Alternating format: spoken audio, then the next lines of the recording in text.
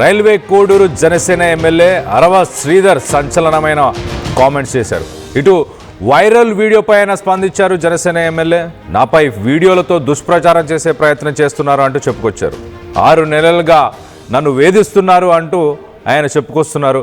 ఇటు నేను పవన్ అడుగు జాడల్లోనే నడుస్తున్నా, ఇటు కోర్టు ద్వారానే వీటికి సమాధానం చెబుతాను అంటూ ఆయన కామెంట్ చేశారు.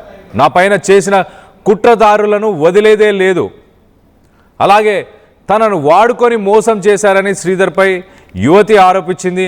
నిన్నటి నుంచి దానికి సంబంధించిన వీడియో ఒకటి, ఎమ్మెల్యేకి సంబంధించిన వీడియో ఒకటి సోషల్ మీడియా మాధ్యమంలో వైరల్ అవుతుంది. ప్రస్తుతానికి ఆంధ్రప్రదేశ్ రాజకీయాల్లో చర్చనీయ అంశంగా మారింది.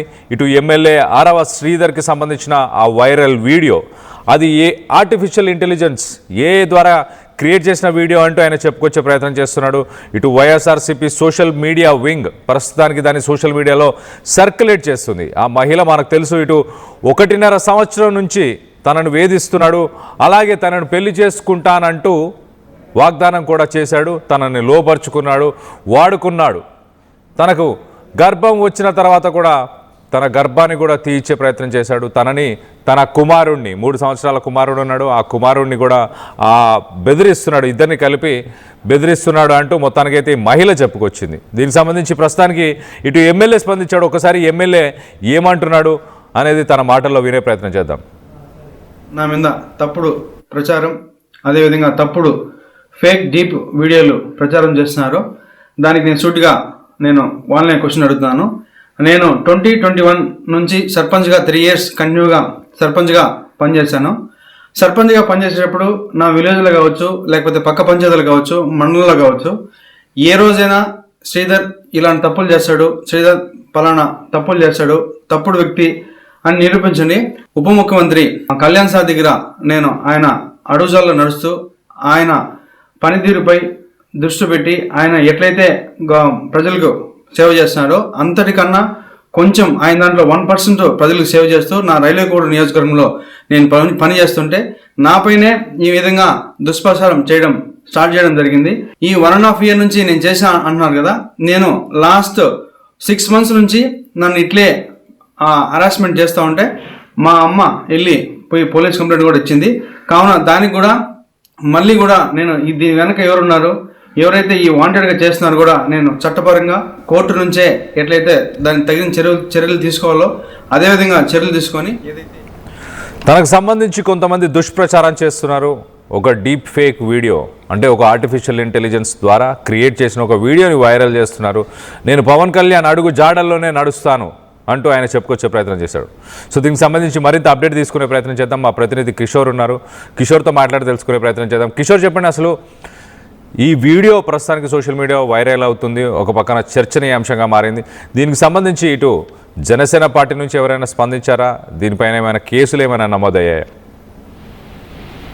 కళ్యాణ్, ఏదైతే నిన్నటి నుంచి కూడా అటు రైల్వే కోడూరు ఎమ్మెల్యే జనసేన పార్టీకి సంబంధించినటువంటి అరవ శ్రీధర్ సంబంధించినటువంటి కొన్ని వీడియోలు వైరల్ కావడంతో కూడా ఒక్కసారిగా కూడా జనసేన పార్టీ నేతలు కూడా కొంత కీలకంగానే వ్యవహరిస్తున్నారని చెప్పాలి. ఏదైతే తనపై వచ్చినటువంటి ఆరోపణల అభియోగాలపైన కూడా రైల్వే కోడూరు ఎమ్మెల్యే అరవ శ్రీధర్ స్పందించారు. ఏదైతే కావాలని నాపై ఫేక్ వీడియోలతో ఇలా ప్రచారం చేస్తున్నారు, నాపై ఎవరైతే అభాండాలు వేస్తున్నారో వారిని నేను సూటిగా ఒకటే ప్రశ్నిస్తున్నా. 1.5 కాలంగా తనను టార్చర్ చేస్తుంటే తను ఆ టార్చర్ను భరించలేక తన తల్లి భరించలేక 6 నెలల క్రితమే పోలీస్ స్టేషన్లో ఫిర్యాదు చేసింది. అయితే పోలీసులకు ఫిర్యాదు చేయడంతో పాటు పోలీసులను కూడా ఆశ్రయించింది. దీని వెనక ఎవరున్నారు ఏంటన్నటువంటి విషయం పైన కూడా ఆమె ఆరా తీయాలంటూ కూడా కోరింది. అయితే ఇదంతా కూడా కొంత కుట్రపూరితంగానే జరుగుతుంది. ఏదైతే తనను కావాలనే రాజకీయంగా ఎదుగుతున్నటువంటి వ్యక్తిని కాబట్టి తనను టార్గెట్ చేసుకొని ఈ విధంగా తనపై ఫేక్ డీప్ వీడియోలు సృష్టించి తన ద్వారా ఏదో రాజకీయంగా అంటే ఒక రకంగా కక్షపూరితంగా వ్యవహరిస్తున్నారు తప్ప నన్ను ఎదుర్కోలేక ఇలాంటి పని చేస్తున్నటువంటి భావన కూడా ఆయన వ్యక్తం చేస్తూ కూడా ఒక వీడియోను కూడా విడుదల చేయడం జరిగింది. అయితే దీనిపైన ఏదైతే కుట్రపూరితంగా ఎవరు చేస్తున్నారంటే ఏంటి అన్నటువంటి దానిపైన కూడా నేను చట్టపరంగా పోరాడబోతున్నాను. అదేవిధంగా నాపై వస్తున్నటువంటి ఏవైతే అభియోగాలు ఉన్నాయో, ఆరోపణలు ఉన్నాయో వాటిపైన కూడా నేను కోర్టు నుంచే సమాధానం చెప్తా. గతంలో సర్పంచ్గా పనిచేశాను, ఆ సర్పంచ్గా పనిచేసినట్టు సందర్భంలో కూడా ఆ చుట్టుపక్కల గ్రామాలు కావచ్చు, అదేవిధంగా మండలాల్లో కూడా తనకు మంచి పేరుంది. ఎవరిని అడిగినా కూడా అరవా శ్రీధర్ అంటే ఏంటి అనేది చెప్తారు. కాబట్టి ఖచ్చితంగా విచారించుకోవచ్చు నా గురించి అన్ని విషయాన్ని కూడా ఆయన చెప్తున్నటువంటి. ప్రస్తుతం ఇప్పుడు నేను ఎమ్మెల్యేగా ఉన్నా, ఏదైతే పవన్ కళ్యాణ్ అడుగుజాడల్లో నడవాలన్నటువంటి ఉద్దేశంతోనే తాను ఆయన అడుగుజాడల్లో నడుస్తూ ఏదైతే రైల్వే కోడూరు అభివృద్ధి విషయంలో కూడా ప్రత్యేకమైన దృష్టి సారించి రైల్వే కోడూరుని అభివృద్ధి చేయబోతున్నా. చిన్న వయసులోనే ఎమ్మెల్యేగా ఎన్నికయ్యారు కాబట్టి తనపై ఈ విధంగా దుష్ప్రచారం చేస్తున్నారు. వారిపైన మాత్రం ఖచ్చితంగా నేను న్యాయ పోరాటానికి దిగుతాను. అదేవిధంగా ఇప్పటి వరకు కూడా ఎలాంటి మచ్చలేదు. గ్రామాల్లో కావచ్చు, చుట్టుపక్కల గ్రామాల్లో కావచ్చు, తాను సర్పంచ్గా వహించినటువంటి ముక్కావారిపల్లె కావచ్చు, అదేవిధంగా ఓబులారిపల్లె మండలానికి సంబంధించి ఎవరిని అడిగినా కూడా తన గురించి చెప్తారు. నేను 5 ఏళ్ల పాటు సర్పంచ్గా ఉన్నప్పుడు ఏనాడు కూడా ఒకరి పట్ల కూడా అసభ్యకరంగా కానీ అట్లా ప్రవర్తించినటువంటి సందర్భాలు లేవు. సో కాబట్టి నేను ఖచ్చితంగా దీని మీద ఏదైతే న్యాయపరంగా కూడా సమాధానం చెప్తా, అదేవిధంగా చట్టపరంగానే నేను పోరాటం చేయబోతున్నానంటూ కూడా ఆయన స్పష్టం చేయడం జరిగింది. కళ్యాణ్, అయితే కిషోర్ 6 నెలల కింద ఇటు ఆ మహిళ కంప్లైంట్ చేసిందా, ఇటు లేకపోతే అరవ శ్రీధర్ వాళ్ళ ఎమ్మెల్యే తల్లి గారు కంప్లైంట్ చేశారా పోలీసులకు? ఎవరికి చేశారు? 1.5 ఏళ్ల కాలంగా తనను వేధిస్తున్నారు. ఏదైతే వేధిస్తున్నటువంటి నేపథ్యం అంటే నిన్న రాత్రి కూడా తన తల్లి చెప్పిన మాటలను బట్టి చూస్తే మాత్రం ఖచ్చితంగా ఏది తన బిడ్డను వేధిస్తుంది, రాత్రిలో పూట ఇంటికి వచ్చేది, రాత్రిలో పూట ఫోన్ చేసేది, తీవ్రమైనటువంటి వేదనకు గురైన నా బిడ్డ మానసికంగా కృంగిపోతున్నటువంటి సమయాన్ని చూసి ఆ బాధను భరించలేక ఒక రకంగా నరకం చూశాడు. నరకం చూసినటువంటి నేపథ్యంలోనే నేనే వెళ్ళి ఫిర్యాదు చేయడం జరిగిందని కూడా ఆమె నిన్న ఇచ్చినటువంటి మనకు ఆ ప్రెస్ మీట్ లో చెప్పడం జరిగింది. అయితే ఇప్పుడు తాజాగా ఇదే విషయాన్ని అరవ శ్రీధర్ కూడా చెప్తున్నటువంటి అంటే ఒక రకంగా కేసు నమోదు చేసిన తర్వాత ఆమె ఈ విధంగా ప్రచారం చేస్తుంది. కాబట్టి దీనిపైన ఖచ్చితంగా నేను చట్టపరంగానే పోతా, చట్టపరంగానే ఒక రకంగా న్యాయ పోరాటానికి కూడా దిగే పరిస్థితి లేకపోలేదన్నటువంటి భావన వ్యక్తం చేస్తున్నాడు. అయితే ఏదైతే అరవ శ్రీధర్ తల్లి ఫిర్యాదు చేసింది పోలీస్ స్టేషన్లో, తన కొడుకును మానసికంగా వేధిస్తుండటంతో పాటు అటు కుంగిపోతున్నాడు, ఒక రకంగా తీవ్ర వేదనకు గురైనటువంటి పరిస్థితి. కాబట్టి పోలీసులు దీనిపైన యాక్షన్ తీసుకోవాలంటూ కూడా ఆమె ఫిర్యాదు చేసినటువంటి పరిస్థితి ఉంది. అయితే ఈ రోజు కూడా తాజాగా ఆమె పోలీస్ స్టేషన్లో ఫిర్యాదు చేయబోయే పరిస్థితి కూడా ఉందని కూడా ఆమె చెప్పినటువంటి పరిస్థితి. Kalyan, right Kishore, thanks for the latest update. మొత్తం మీద ఇటు ఎమ్మెల్యే అరవ శ్రీధర్కి సంబంధించిన వీడియో ప్రస్తుతానికి సోషల్ మీడియాలో వైరల్ అవుతుంది. ఇటు మహిళ ఇచ్చిన స్టేట్మెంట్ కూడా వైరల్ అవుతుంది.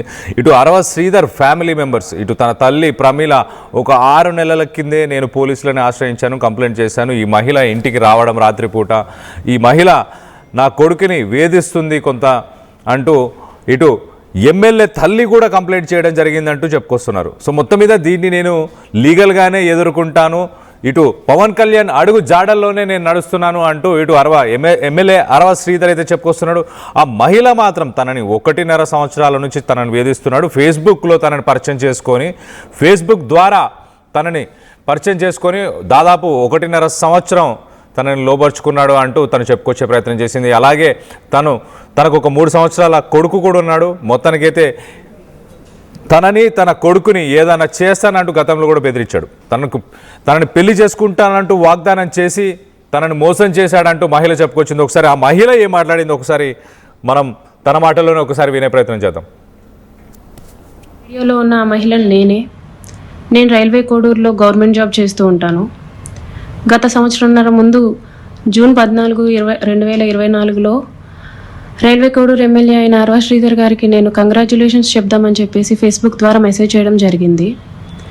అతను మొదటి రోజు అయినా సరే నాతో 2-3 గంటలు మాట్లాడారు. లాస్ట్లో అతని నెంబర్ నాకు ఇచ్చి నా నెంబర్ అతను తీసుకున్నారు. టెలిగ్రామ్ అనే యాప్లో నాకు మెసేజ్ చేశారు.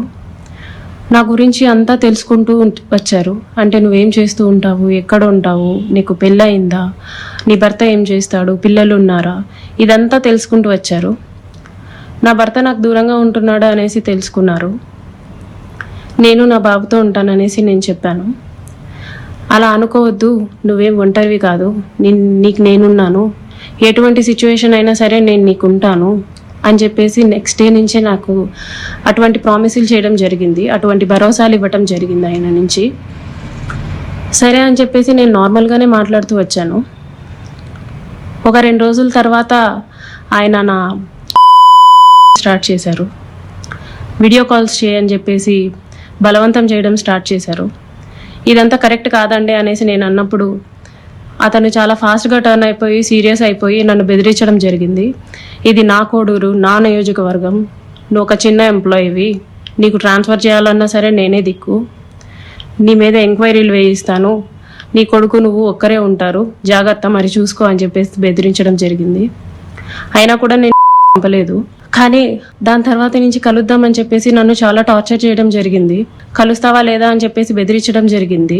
నేను కలవను అని చెప్పేసి జూన్ 14 నుంచి ఒక 20 రోజుల దాకా నేను అసలు కలవను అని చెప్పేసి భయపడుతూనే చెప్పాను. భయపడుతూనే నేను ఇగ్నోర్ చేస్తూ వచ్చాను. ఆయన ఒకసారి అన్నారు, నీ కొడుకు నువ్వు ఒంటరిగా ఉంటారు, చూసుకో, నీ కొడుకు ఏమైనా అయితే నన్ను అడగద్దు అనేసి భయపెట్టడం జరిగింది. సరే అని చెప్పేసి నేను జూలై 9th, 2024లో ఫస్ట్ టైం కలిశాను అతన్ని. ఆయనే వచ్చేసి కారులో మా ఇంటి దగ్గరికి వచ్చి పిక్ చేసుకొని కడప రూట్ వెళ్దాం, కడప దాకా వెళ్దాం అనేసి చెప్పారు. ఏం మాట్లాడాలి అనేసి నేను అడిగాను. ఏం వద్దు, ఏం మాట్లాడొద్దు, కడప దాకా వెళ్దాం అనేసి చెప్పారు. కడప దాకా వెళ్ళకుండానే రాజంపేట దగ్గర ఏదో పల్లె దగ్గర ఆపేశారు. మొత్తం డార్క్గా ఉంది ప్లేస్. ఎందుకండి ఆపారు అనేసరికి నాకు నువ్వు కావాలి అనేసి అడిగారు. సో మొత్తానికైతే ఈ మహిళ అయితే చాలా క్లియర్గా తనని దాదాపు 2024 జూలై నుంచి, ఆ సమయం నుంచి ఇప్పటిదాకా వేధిస్తూనే వచ్చాడు. తనని మాట్లాడాలి, తనని కలవాలి అంటూ. నువ్వు నీ కొడుకు ఇద్దరే ఒంటరిగా ఉంటున్నారు, నీ కొడుకుకి ఏమైనా అయ్యే అవకాశం ఉంటుంది అంటూ బెదిరించాడంటూ ఈ మహిళ అయితే చెప్పుకొస్తుంది.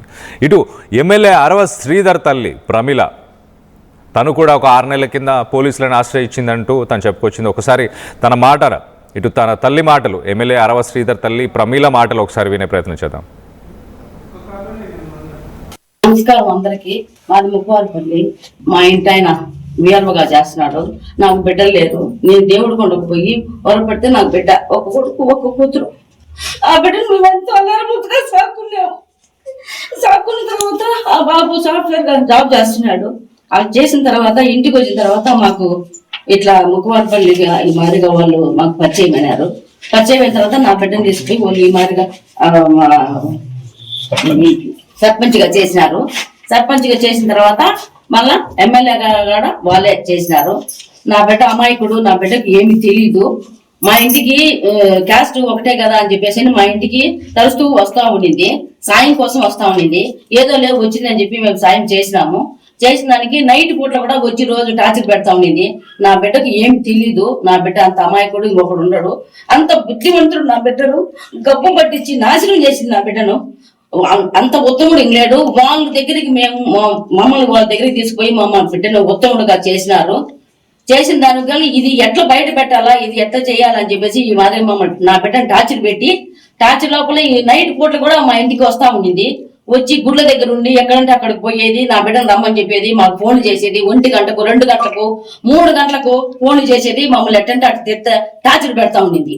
టార్చర్ పెడతా ఉంటే మేమేం చేస్తాం, 2 గంటలప్పుడు వచ్చేసి ఫోన్ చేసి మమ్మల్ని నా బిడ్డను లేపు అని చెప్పని మాకు ఫోన్ చేసి చెప్పింది. చెప్పిన వెంటనే నేను పోలీస్ కంప్లైంట్ తీసుకుపోయి కోడూరులో, రైల్వే కోడూరులో పోలీస్ కంప్లైంట్ ఇచ్చిన తర్వాత కూడా మాకు ఫోన్ చేస్తాం. నిద్రలే, మాకు తెల్లవారులు నిద్రలే, రాత్రిలో ఎప్పుడు నిద్రలే, మేము ఎప్పుడు వస్తుందో ఎప్పుడు పోతుందో అని చెప్పి మేము వెయిట్ చేస్తా ఉన్నాము.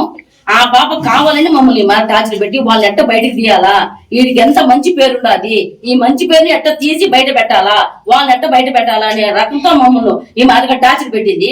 అది ఒక లేడీ చాలా వర్షం, అంతకంటే లేదు ఇంకా.